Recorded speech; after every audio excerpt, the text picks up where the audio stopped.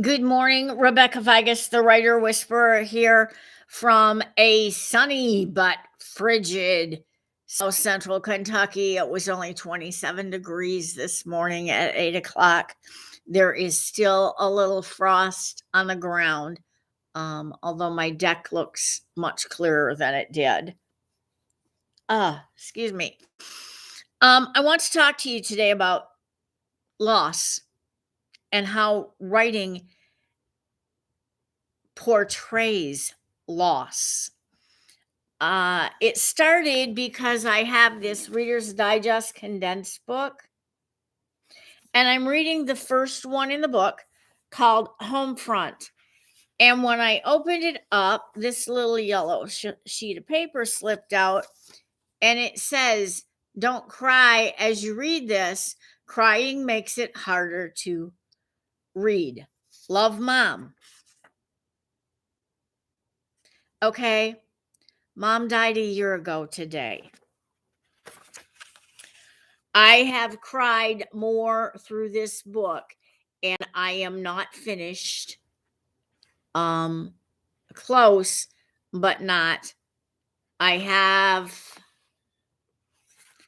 it's 100. I'm on page 158, and it is, hang on, I lost the end of it. 179 pages. So I have about 21 pages to go before I get to the end.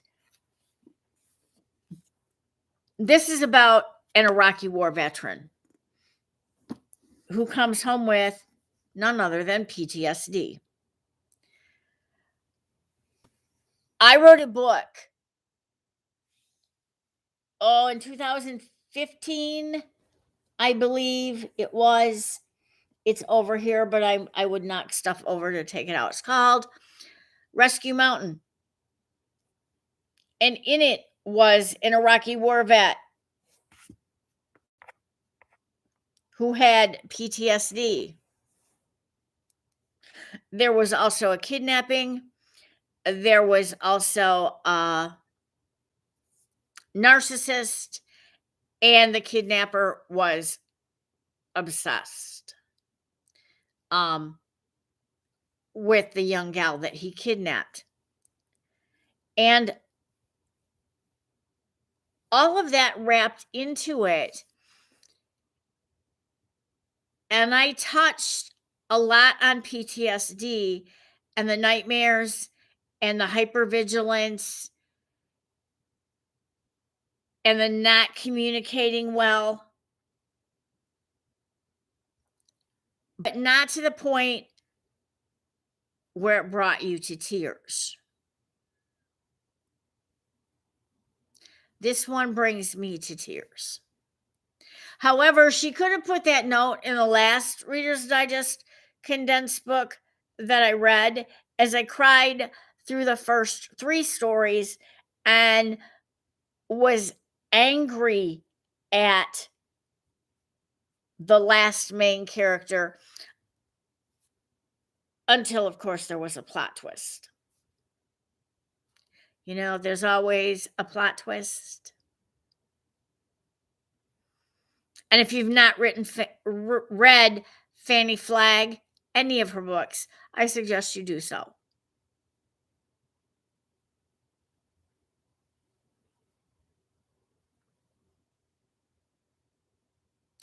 Today's writing prompt asks you to think of someone you've lost, the greatest impact it had on you. Why did it impact you? And could you write about this person? I've lost people in my lifetime. I've been around the block a day or two. The first person I lost, I was 10 years old. She was 20. She was my aunt, my dad's sister. I take that back. She's the first person I remember losing because my mom's brother died when I was 18 months old. And all I knew was Annie Max came without him.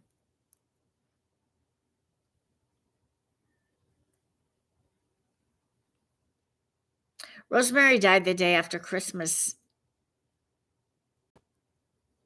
in 1964. I turned 11 the following February. And my dad chose not to take me to the funeral home. He told me to remember her the way she had always been.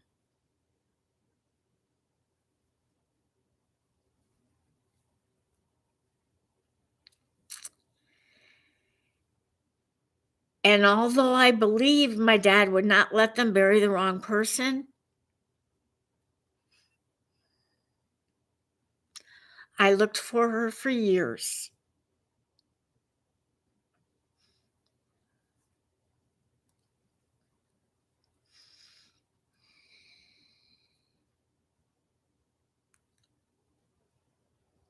Sad when you think about it.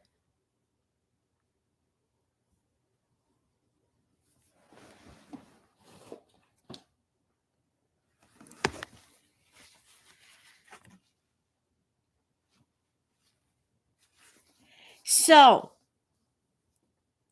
sadness is a part of writing. Loss is a part of writing.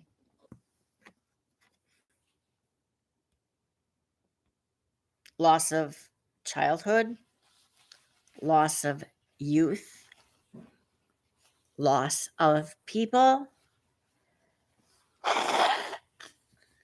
Sorry, guys. That's what happens when I cry. Loss. Loss is a big thing. And you need to learn how to cope with it. You really do. Because when you lose someone, for whatever reason, and they're not coming back, there's grief. And grief hits you in the most inopportune times. It catches you off guard. You think you've gotten beyond where you are really missing someone, and then all of a sudden something happens and it just smacks you. Like it happened an hour ago or a day ago.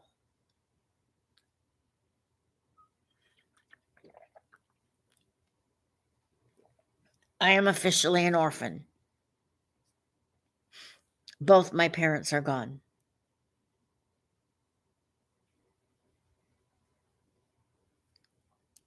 Do I believe they're in a better place? Oh, yes.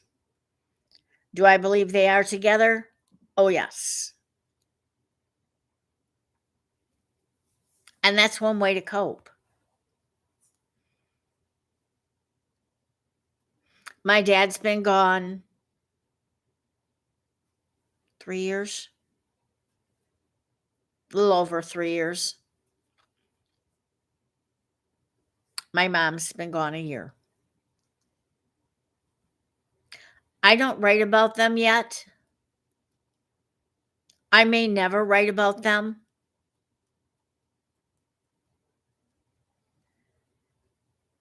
I carry them with me everywhere I go.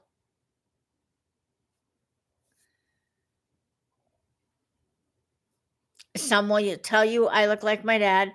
Others will tell you I look like my mom. It's their perception. My mother had jet black hair. She had salt and pepper colored hair when she died. Mine is a little bit white, but it still tends to have the red highlights that it's always had. It tends to be more blonde than dark. My dad was a blue-eyed blonde. Imagine that. So, what can you say about grief and loss?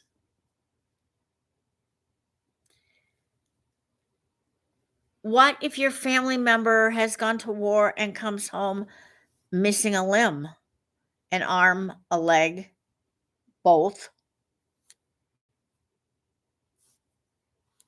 Not only do they have grief for the loss of the limb, they have grief for their fallen comrades, their brothers and sisters in arms.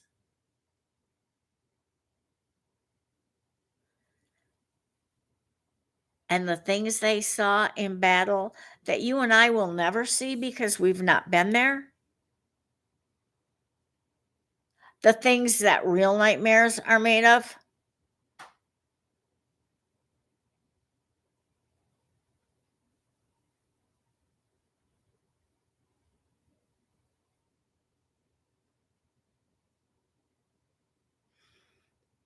How do you take all of that grief, all of that horror, and come out whole?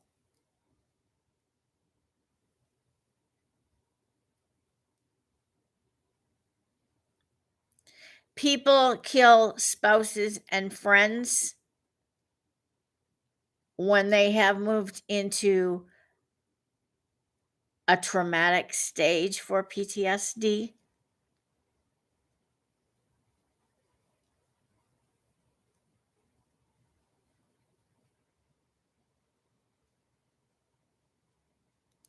Did they want to kill this person?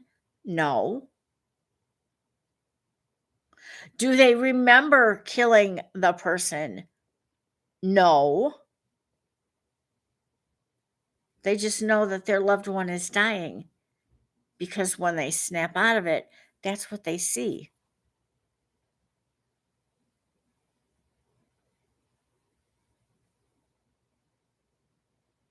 And then they try everything they can to help the person.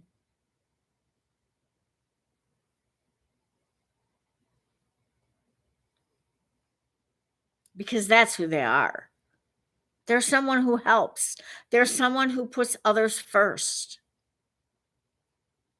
There's someone who puts their life and their family on hold to do a duty they promised to do.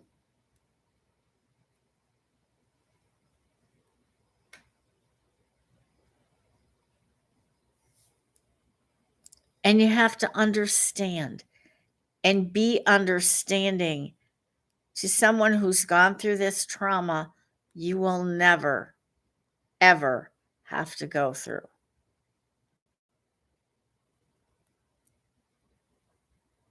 Listen to what they say. Give comfort when it's needed. Don't walk away. Don't leave them. Get them help.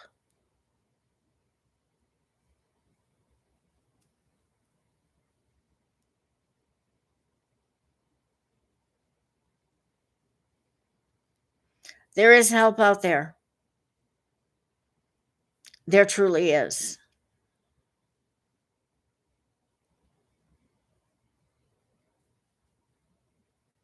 I'd keep a journal of all the things going on that don't seem right, or the person pushes you away, doesn't want help. They're soldier first. Soldiers aren't weak. They don't ask for help. Even when they need it, they don't ask.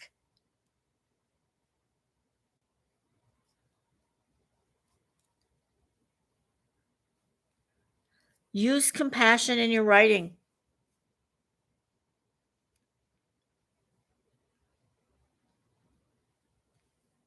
Make it work. Make me laugh when I read your books. Make me cry when I read your books. Make me downright angry when I read your books. make me sit on the edge of the seat wondering what's going to happen next. Those are the books I like best. I'm not big into romance books. Action adventure books. I don't want them to be all shoot 'em up or car chases. But action and adventure, yes.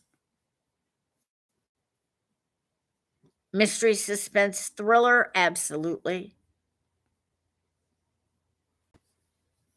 I've read some awesome fantasy, but there's fantasy I don't like, and Harry Potter would be at the top of the list. I tried to read the first book and left him stranded, on page 120 maybe. I just couldn't buy into it. It wasn't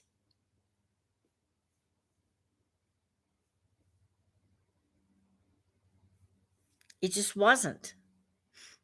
I like the movies. Don't ask me to read the books. I hated it.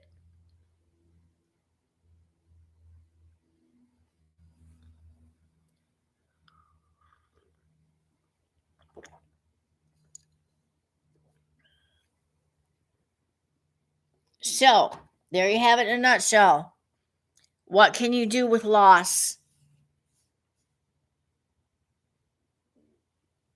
How can you impact your reader? Give it a try and see what you get. Enjoy your weekend. Continue your morning pages. Happy writing.